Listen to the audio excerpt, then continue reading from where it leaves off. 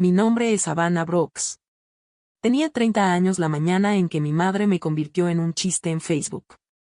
No en un mensaje privado, no en uno de esos chats familiares pasivo-agresivos que la gente finge que son bromas, públicamente, ruidosamente, permanentemente.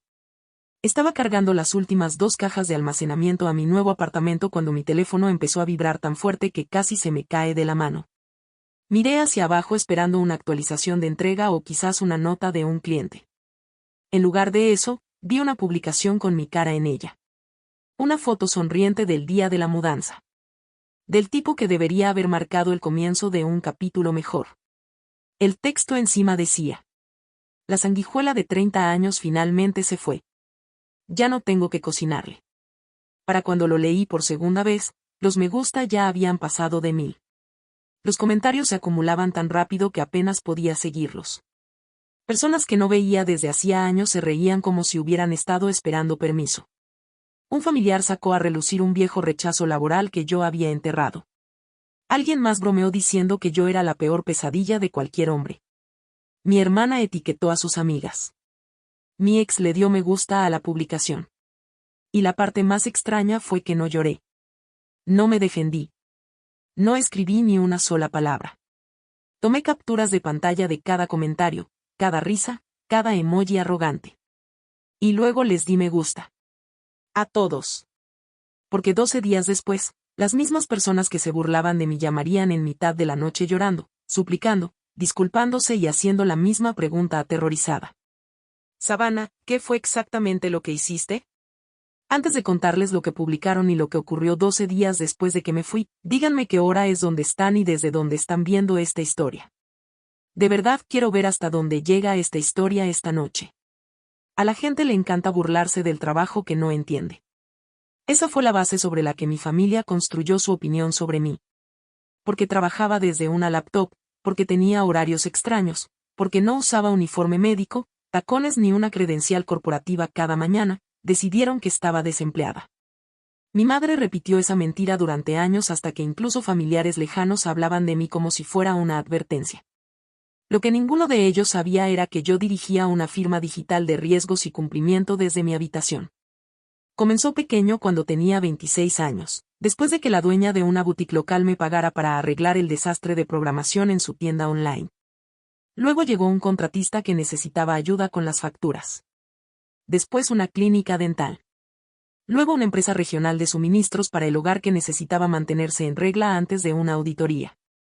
A los 30 años, tenía clientes en 4 estados, 2 contratistas a tiempo parcial trabajando bajo mi LLC y suficientes ganancias retenidas para comprar mi apartamento en efectivo si quisiera. No hablaba de eso porque aprendí muy temprano que el éxito dentro de la casa de mis padres no se celebraba. Se inspeccionaba, se minimizaba y se convertía en otra cosa que aún pudieran usar en mi contra. Si compraba algo bonito, mi madre preguntaba quién lo había pagado. Si me quedaba despierta hasta tarde trabajando, mi padre lo llamaba a jugar a la oficina. Si conseguía un cliente importante, mi hermana ponía los ojos en blanco y decía: ¿y qué, correos electrónicos? Después de un tiempo, el silencio parecía más seguro que las explicaciones. La verdad fea era que mi silencio también les facilitaba la vida. Mi padre, Douglas, tenía un pequeño negocio de suministros de plomería que debería haber quebrado 3 años antes. Era terrible manejando facturas digitales, software de nómina y fechas límite fiscales. Mi madre, Patricia, vendía decoraciones hechas a mano por internet y le encantaba decirle a la gente que construyó su tienda ella sola. Pero yo había reconstruido toda su tienda online de madrugada más veces de las que podía contar. Configuré automatizaciones de envíos. Corregí disputas con clientes y respondí silenciosamente correos furiosos usando un alias neutral de soporte para que ella pudiera seguir jugando a ser una emprendedora local en almuerzos de iglesia. Mi hermana menor, Hallie, intentaba convertirse en influencer de estilo de vida. Yo era quien leía los contratos que ella firmaba sin entender, detectaba cláusulas que la habrían atrapado en trabajos de marca no remunerados y arreglaba el sitio web que ella llamaba su plataforma de medios. Mi tía tenía un puesto de consignación que apenas podía manejar. Yo también había limpiado sus registros de ventas. Durante años fui la infraestructura invisible debajo de personas que juraban que yo no aportaba nada. No vivía con ellos porque necesitara ser rescatada. Me quedaba porque cada vez que intentaba separarme, el sistema de pagos de alguien estaba a punto de colapsar. El cheque de renta de alguien rebotaba. Alguien olvidaba una fecha límite. Alguien lloraba y, de alguna manera, terminaba arrastrándome otra vez al desastre. Mi familia lo llamaba ayudar en casa. La verdad era más fea. Yo subsidiaba la ilusión de que eran más competentes, más estables y más exitosos de lo que realmente eran. Así que cuando me mudé, no me fui dramáticamente. Me fui con cajas etiquetadas, mi escritorio de pie, 3 monitores, un molino de café y una carpeta en mi laptop llamada Transición. Pasé 6 semanas preparando entregas limpias para todo lo que realmente me pertenecía. Primero moví mis propios sistemas de clientes. Luego separé favores personales de servicios profesionales. Después retiré mis credenciales de cualquier lugar donde mi nombre estuviera sosteniendo algo silenciosamente. No por venganza. Por necesidad. Ya había terminado de ser trabajo no remunerado envuelto en culpa familiar. La mañana de la publicación en Facebook, ya había desconectado mi supervisión de respaldo de 4 sistemas diferentes. La publicación no creó mi decisión. La confirmó. Por eso no discutí en los comentarios. Yo ya sabía algo que ellos no. Ellos pensaban que la vergüenza que salía de la casa era yo. Pero yo era la pared de carga. Los comentarios se volvieron más crueles a medida que avanzaba el día. Al principio eran cosas baratas. Perezosa. Parásito. Fracasada. Futura señora de los gatos. Luego empezaron a desenterrar recuerdos como trofeos. Alguien mencionó la vez que fui rechazada de un trabajo de comida rápida a los 25 años. Durante los peores 6 meses de mi vida después de que un contrato se viniera abajo y yo intentara conseguir cualquier rutina estable para no hundirme. Mi tía Charón escribió. ¿Recuerdan cuando lloró por eso? Sigue desempleada. 30 personas se rieron de ese comentario. Mi hermana etiquetó a medio círculo social y escribió. Advertencia, este es tu futuro sentimental. Mi ex dio me gusta, lo cual de alguna manera se sintió más patético que cruel. Y aún así, no dije nada. Simplemente me senté en el piso de mi apartamento, entre cajas sin abrir, recopilando evidencia. Mi mejor amiga, Madison, llamó antes del mediodía. Dime que no respondiste, dijo sin siquiera saludar. Le dije que no. Exhaló como si hubiera dado un paso atrás del borde de un precipicio. Madison era una de las pocas personas que sabía cómo era realmente mi negocio. Había visto los contratos, los balances, las carpetas seguras, las noches largas, las llamadas con abogados, los mapas de sistemas pegados en mi pared. También sabía exactamente cuánto dependía la supervivencia de mi familia del trabajo que ellos llamaban falso. Savannah, dijo cuidadosamente, no tienen idea de lo que acaban de hacer. Lo sé, respondí. Es la primera cosa graciosa que dicen en todo el año. Ella guardó silencio un segundo y luego hizo la verdadera pregunta. ¿Vas a decírselos? Miré otra vez la publicación, la foto de perfil sonriente de mi madre junto a esa frase, y respondí. Aún no. Esa tarde repasé línea por línea cada lugar donde mi trabajo había sido disfrazado de obligación. Rebosé aprobaciones de dispositivos conectados a mi cuenta personal de administrador. Saqué recordatorios recurrentes de proveedores de mi teléfono. Archivé plantillas de soporte que había escrito para la tienda de mi madre. Eliminé mi autorización de emergencia del servicio de nómina que mi padre nunca aprendió a usar correctamente. Luego redacté un aviso limpio y profesional. No era emocional. Esa era la belleza. Simplemente decía que, con efecto inmediato, ya no proporcionaría soporte gratuito de operaciones digitales, monitoreo de cumplimiento, gestión de facturación, mantenimiento de tiendas online. Revisión de contratos ni soporte administrativo de emergencia para ninguna persona o entidad comercial que no estuviera bajo acuerdo formal de servicio con Brooks Risk Solutions LLC. Si deseaban continuar los servicios, podían solicitar un contrato estándar a tarifa de mercado, sujeto a disponibilidad. Adjunté documentación mostrando las horas que había trabajado durante los últimos 11 meses, desglosadas por categorías. El total era 1.284 horas no pagadas. No lo envié todavía. Lo guardé en borradores y esperé. Por la noche, la publicación ya se había extendido más de lo que probablemente mi madre esperaba. Personas de la secundaria la estaban compartiendo. Dos vecinos antiguos comentaron. Una ex maestra de escuela dominical reaccionó con un emoji de risa y luego lo quitó silenciosamente una hora después cuando se dio cuenta de que yo le había dado me gusta a su comentario. Eso confundió más a la gente que si hubiera mostrado enojo. Mi calma los asustaba porque la humillación solo es divertida cuando el objetivo actúa herido a pedido. Yo me negué. Pasé la noche construyendo una línea de tiempo. Día 1, burlas. Día 2, creen que el silencio significa rendición. Día 3, primera tarea olvidada. Día 5, segunda fecha límite perdida. Día 7, desviación del sistema. Día 9, grietas visibles. Día 12, pánico. Y sí, sabía exactamente cuándo llegaría el pánico porque conocía sus horarios mejor que ellos mismos. Mi padre tenía una conciliación con proveedores pendiente. Mi madre tenía una sincronización de envíos y una ventana de contracargos a punto de cerrar. Mi hermana tenía una entrega de patrocinio con una cláusula que no había leído. Mi tía tenía exposición fiscal por 3 meses de registros desordenados que yo había corregido antes de que alguien lo notara. Yo había sido la única persona detectando esas cosas a tiempo. Sin mí, los errores no aparecerían todos de golpe. Se acumularían. Eso es lo que la gente nunca entiende sobre el trabajo invisible. Cuando lo haces bien, nadie ve el desastre que evitaste. Solo notan tu ausencia cuando la primera gotera se convierte en inundación. Así que seguí recopilando capturas. Seguí dando me gusta a los comentarios. Y seguí esperando. Para el cuarto día, la tienda online de mi madre comenzó a ralentizarse. Lo supe porque una de sus clientas habituales envió accidentalmente un correo a una antigua dirección de soporte que todavía redirigía alertas de seguridad hacia mí. La mujer preguntaba educadamente por qué 2 pedidos no habían sido enviados y por qué los números de seguimiento seguían vacíos. Me quedé mirando el correo durante varios segundos y no hice absolutamente nada.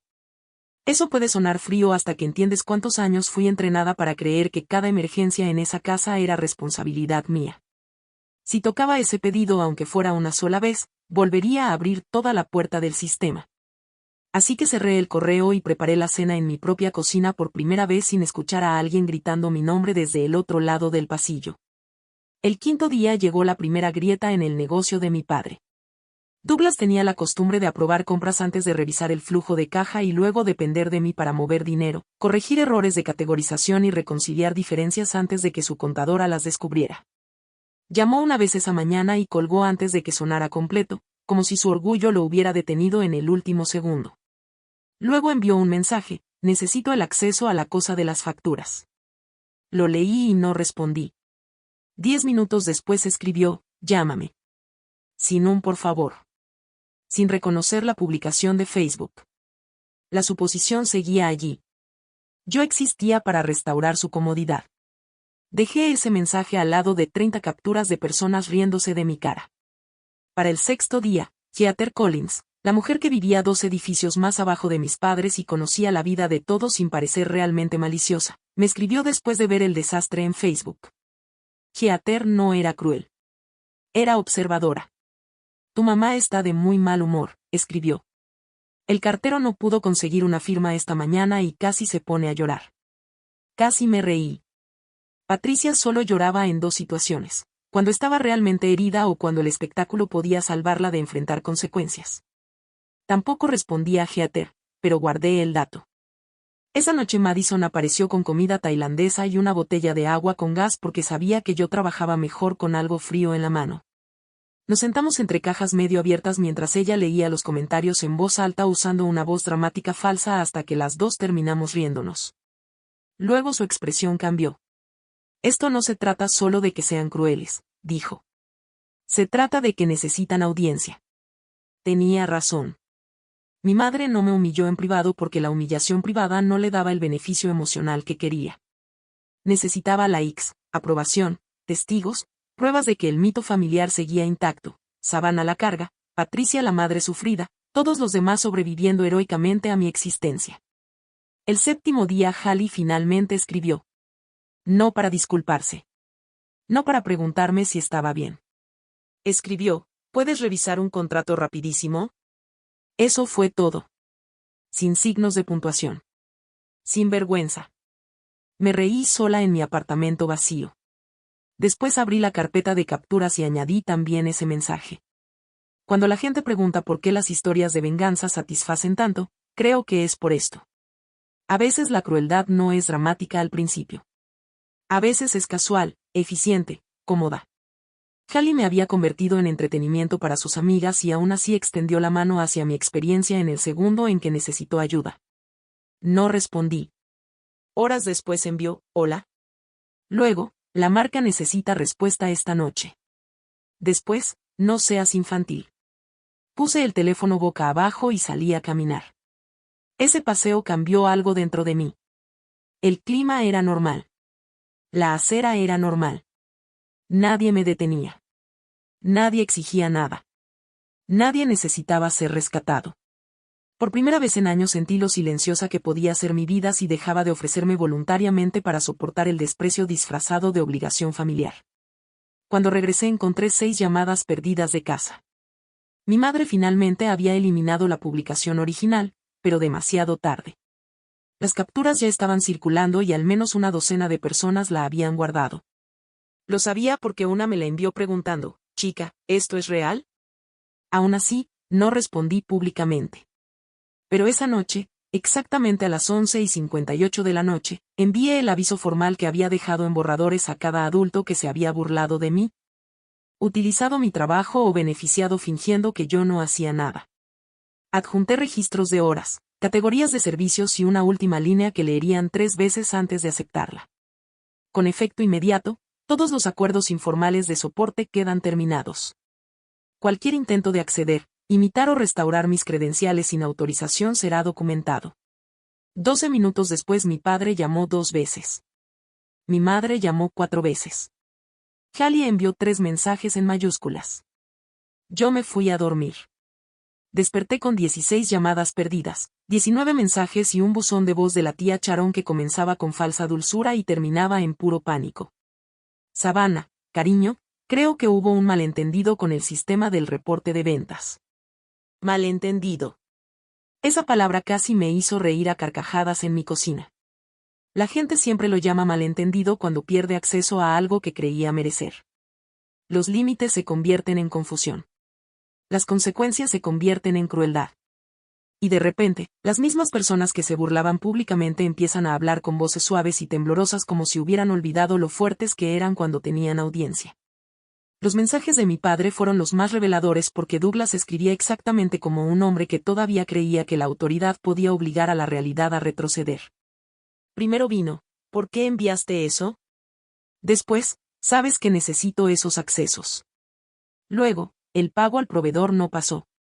Y 3 horas más tarde, llámame ahora. Para el mediodía el tono cambió otra vez.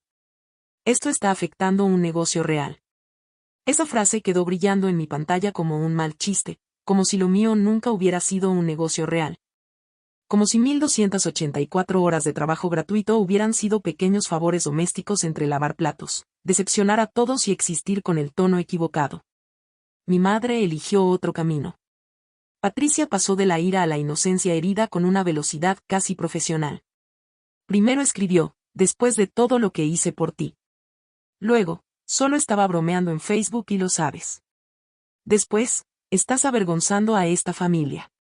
Y finalmente, cuando comprendió que la culpa no iba a devolverle el acceso, los mensajes se volvieron desesperados y desnudos. Por favor, contesta. Los pedidos están detenidos. No sé qué contraseña pertenece a qué. Los clientes amenazan con reclamos.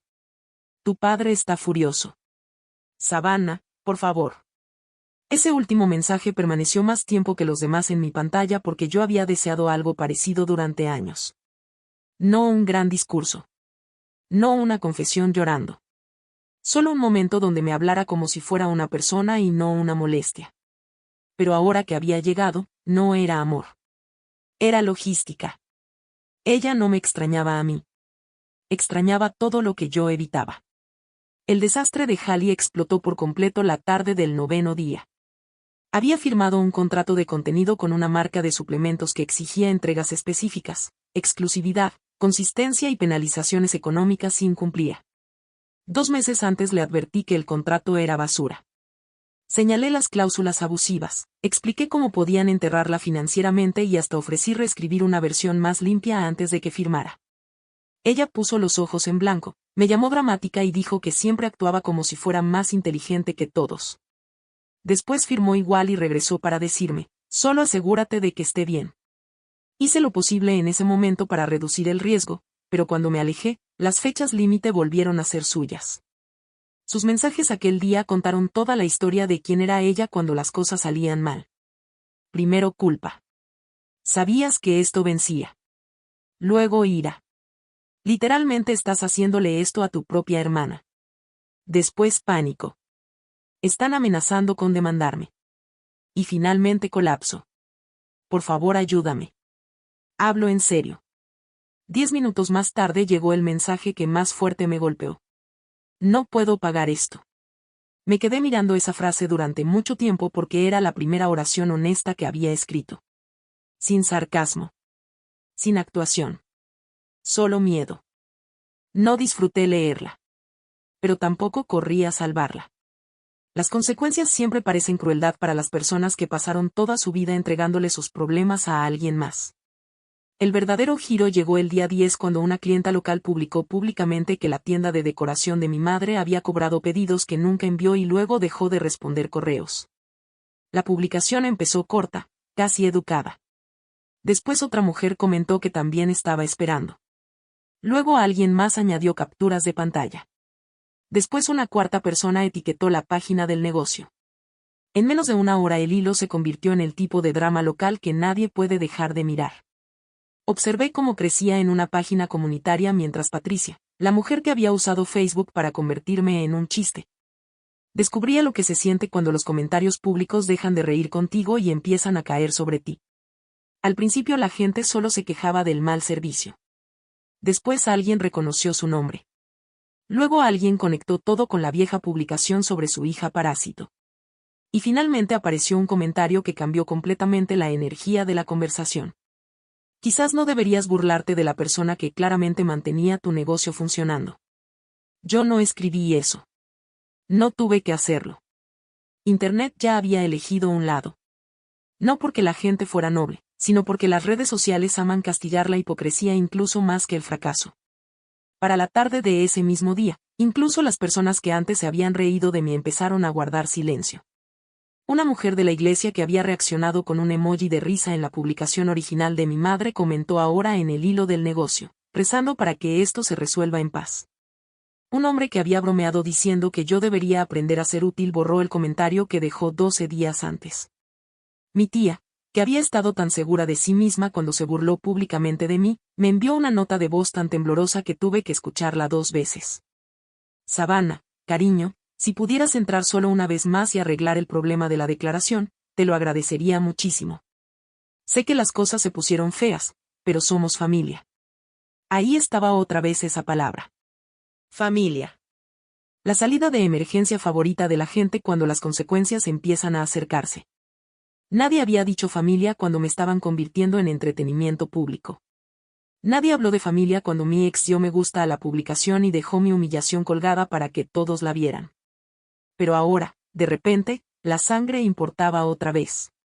La noche del día 11, Madison vino a verme y me encontró sentada en el sofá con el teléfono iluminándose cada pocos minutos como una alarma interminable. ¿Qué tan mal está?, preguntó. Le entregué el teléfono sin hablar. Leyó durante casi un minuto completo, desplazándose por mensajes, llamadas perdidas y notas de voz acumuladas unas sobre otras como estantes cayéndose. Su expresión pasó lentamente de curiosidad a disgusto y luego a algo más frío. No están llamando porque te aman, dijo en voz baja. Lo sé, respondí. Están llamando porque el andamio se vino abajo. Asentí lentamente. Esa frase se me quedó clavada dentro porque tenía razón. Habría sido fácil escuchar su pánico y confundirlo con arrepentimiento. Fácil pensar que las lágrimas significaban verdad. Fácil creer que la desesperación era lo mismo que el remordimiento. Pero la gente llora por muchas razones: miedo, vergüenza, exposición pública, ruina financiera o la posibilidad de que la persona a la que despreciaban finalmente haya entendido cuánto valía. Esa noche mi padre envió el mensaje que cambió el tono emocional de todo. No porque fuera amable, sino porque era honesto. Podríamos perder la casa. Leí el mensaje una vez. Luego otra. Después una tercera. Meses antes, cuando Douglas me había lanzado una hoja de cálculo diciéndome solo échale un vistazo, ya había visto señales de una segunda hipoteca bajo presión. Inventario comprado en exceso y flujo de caja sostenido con negación y trucos de calendario. Yo le advertí entonces. Le dije que dejara de comprar como si el negocio fuera más fuerte de lo que realmente era. Le expliqué que dependía demasiado de pagos retrasados y proyecciones falsas. Él se ofendió y me dijo que dejara de actuar como si fuera más inteligente que todos. Ahora me estaba escribiendo diciendo que podían perder la casa. No porque yo hubiera creado la crisis. Porque había dejado de disfrazarla. Aún así, no respondí esa noche. En lugar de eso abrí la carpeta de capturas otra vez y coloqué la primera imagen junto a los mensajes recientes. A un lado, la sanguijuela de 30 años finalmente se fue. Al otro, por favor llama. Estamos desesperados. A un lado emojis riéndose y familiares usando mi vida como entretenimiento.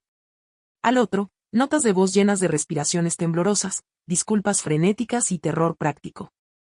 Me quedé mucho tiempo mirando ambas versiones de ellos, la versión segura y cruel, y la versión derrumbada. Y entendí algo importante. Nada había cambiado en mí durante esos 11 días. No mi inteligencia. No mi trabajo. No mi valor. Lo único que cambió fue que ellos finalmente estaban siendo obligados a vivir sin las partes de mí que llevaban años fingiendo que no importaban. El día 12 ni siquiera había comenzado todavía y ya sonaban como personas de pie frente a las ruinas de algo que creían indestructible. A las 8:14 de la mañana del día 12, el teléfono volvió a sonar. Esta vez contesté porque quería escuchar la primera disculpa completa, si es que iba a existir, dicha en voz alta. Mi madre estaba llorando incluso antes de decir mi nombre. Llorando de verdad, no llorando para actuar. Hay diferencia.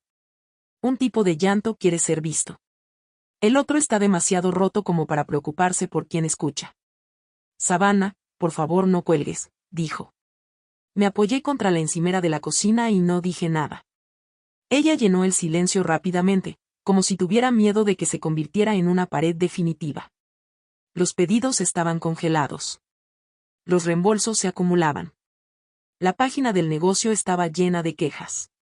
Mi padre había perdido una ventana de pago con un proveedor.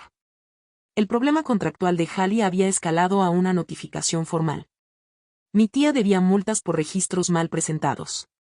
Todos estaban culpando a todos. Solo necesito que nos digas qué hacer, susurró. Esa frase me golpeó más fuerte que cualquier insulto que hubiera dicho antes, porque reveló toda la mentira. La mujer que me había presentado públicamente como una hija dependiente ahora admitía que 4 adultos no sabían funcionar sin mí. No, respondí suavemente. Lo que necesitan es entender lo que hicieron. Entonces empezó a disculparse en pedazos. No elegante. No preparada. Solo fragmentos desesperados.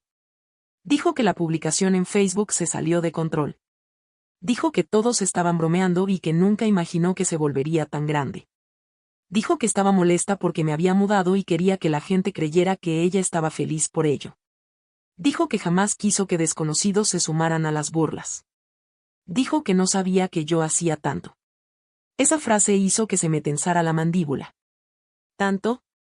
Como si mi vida todavía no mereciera una oración completa. Así que le di una. Le expliqué exactamente lo que había hecho durante años. Le nombré los sistemas, los contratos, las alertas, los contracargos, las declaraciones, las correcciones de nómina, las señales de fraude, las caídas de sitios web que arreglé a las 2 de la madrugada.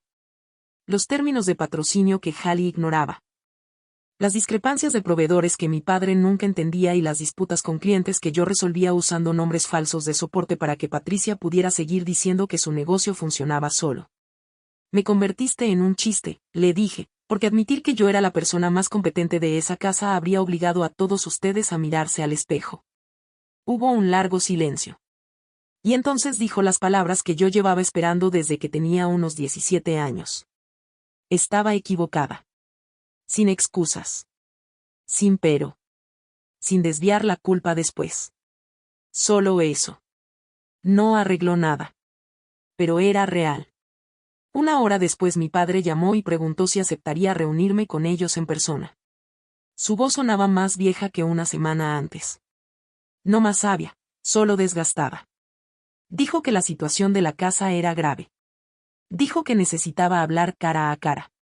No ordenó. No exigió. Pidió. Acepté verlos esa tarde en una cafetería del centro, una de las favoritas de mi familia porque los hacía sentirse modernos y exitosos cuando publicaban fotos desde allí. Casi me reí por la ironía. La imagen pública había empezado todo esto. La incomodidad pública podía terminarlo.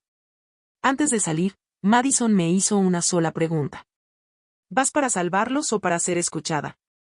Me miré en el espejo y vi un rostro extrañamente tranquilo después de 12 días de caos. Para ser escuchada, respondí. Bien, dijo ella. Entonces no salgas de ahí con otro trabajo no pagado. Ellos ya estaban sentados cuando llegué. Mi padre parecía no haber dormido. Mi madre llevaba maquillaje mal aplicado, del tipo que la gente usa para esconder que ha llorado y solo consigue hacerlo más obvio. Hallie estaba rígida, con los ojos hinchados y un sobrelegal parcialmente escondido bajo la mano. Por primera vez nadie fingía normalidad. Nadie sonreía demasiado. Nadie intentaba bromear para romper la tensión. La mesa parecía exactamente lo que era, una familia de pie entre los escombros de una mentira. Me senté y dejé el teléfono boca abajo sobre la mesa. No para amenazarlos, sino para recordarme a mí misma que no iba a dejarme manipular solo por lágrimas. Mi padre habló primero. Manejamos esto muy mal. Eso era probablemente lo más cercano a la humildad que Douglas Brooks había estado en 20 años. Lo dejé continuar. Admitió que había dependido de mí mucho más de lo que jamás reconoció. Admitió que no entendía la mayoría de los sistemas que yo manejaba y que resentía necesitar ayuda que no podía controlar. Admitió que después de que me fui perdió un plazo con un proveedor, luego otro, y que el problema de flujo de efectivo que llevaba ocultando finalmente se volvió imposible de cubrir. Dijo que si las cosas seguían empeorando podrían perder la casa en cuestión de semanas. Entonces mi madre hizo algo que sinceramente no esperaba. Sacó el teléfono, abrió Facebook delante de mí y me mostró una disculpa pública escrita pero todavía sin publicar. Mencionaba la publicación original. Admitía que había sido cruel. Reconocía que su hija había sido humillada públicamente y que ella participó en ello. No hablaba de dinero ni de negocios ni de contraseñas. Hablaba de la humillación. Quería que la vieras primero, dijo. La leí lentamente. Era imperfecta. Pero era mejor de lo que esperaba. Hallie empezó a llorar antes de que terminara de leer. Dijo que la marca que la amenazaba quería reembolso y daños económicos si seguía incumpliendo. Dijo que sabía que yo le había advertido. Dijo que solo etiquetó a sus amigas porque pensó que sería gracioso y la haría parecer ingeniosa. No pensé en ti como una persona real en ese momento, susurró. Eso dolió más que casi cualquier otra cosa. Tal vez porque era brutalmente honesto. No una hermana. No una hija. No una mujer construyendo una vida. Solo contenido. Podría haberme levantado e ido en ese instante. Mucha gente probablemente habría querido que lo hiciera. Pero la venganza que realmente cambia tu vida no siempre consiste en la salida más fría o la frase más devastadora. A veces consiste en obligar a la verdad a sentarse en medio de la mesa hasta que nadie pueda apartar la mirada. Así que les expliqué cómo serían las cosas a partir de ahora. No iba a volver a vivir con ellos. No iba a restaurar accesos gratuitos. No iba a arreglar todo por culpa antes de medianoche. Si querían mi ayuda profesional, firmarían contratos, pagarían adelantos, aceptarían límites y se comunicarían conmigo a través de canales adecuados como cualquier cliente. Ser familia no significaba acceso permanente a mi trabajo. Amar no significaba humillación pública seguida de explotación privada. El respeto ya no era opcional. Era el precio de seguir formando parte de mi vida. Mi padre fue el primero en asentir, lo cual casi me sorprendió más que cualquier otra cosa. Luego preguntó cuánto costaría el anticipo. No con sarcasmo. Con derrota. Le di la cifra. Pareció físicamente enfermo, lo cual era casi gracioso considerando la libertad con la que había gastado mi tiempo durante años. Mi madre preguntó si había algo que pudieran hacer además de pagarme. Sí, respondí. Digan la verdad públicamente de la misma forma en que mintieron. Ella publicó la disculpa ahí mismo. Mi hermana también. Más corta, pero directa. Mi tía llamó mientras seguíamos sentados y, por primera vez en su vida, mi madre puso el altavoz y dijo: Te estás disculpando con Savannah, no conmigo. Escuché a una mujer adulta, el doble de mi edad, tropezar con la responsabilidad básica hasta finalmente conseguirla. ¿Eso borró lo que hicieron? No. Fue satisfactorio ver cómo los comentarios bajo la disculpa de mi madre cambiaban del chisme a la crítica hacia su comportamiento. Absolutamente. Algunas personas la defendieron. Otras dijeron que los asuntos familiares debían mantenerse privados, lo cual era irónico considerando que nadie tuvo problema cuando mi humillación era entretenimiento público. Pero suficiente gente lo vio. Suficiente gente entendió. Suficiente gente descubrió quién estaba realmente sosteniendo a quién. Y eso importaba.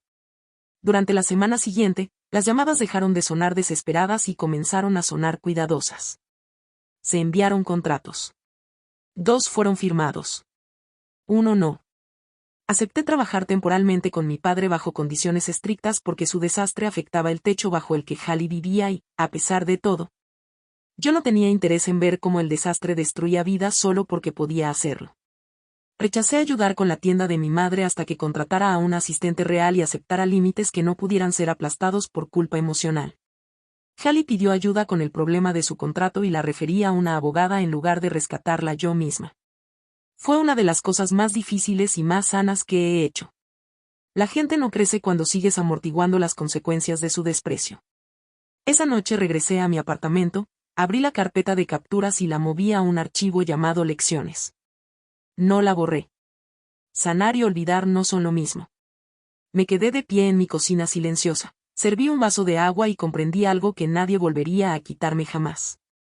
Nadie en el mundo volvería a tener derecho a llamarme una carga. No porque hubiera demostrado mi valor con dinero. No porque finalmente reconocieran mi utilidad. Sino porque yo finalmente había dejado de entregarles a otras personas la autoridad para definir quién era. Y si hay una lección en esta historia, es esta. Las personas que más fuerte se ríen de tu vida a veces son las mismas que están de pie sobre el trabajo silencioso que hiciste para sostener la suya. Nunca confundas invisibilidad con inutilidad. Nunca permitas que la crueldad disfrazada de humor familiar defina tu valor. El respeto propio no siempre es ruidoso al principio. A veces se parece a capturas de pantalla, silencio y 12 días dejando que la verdad llegue exactamente a tiempo. Pero una vez que lo eliges, todo cambia. Y las personas que pensaban que podían avergonzarte para siempre suelen descubrir que la pérdida más cara de todas no es el dinero, ni la reputación, ni siquiera una casa. Es perder acceso a alguien que los amó lo suficiente como para mantener todo unido mientras ellos estaban ocupados llamándola un chiste.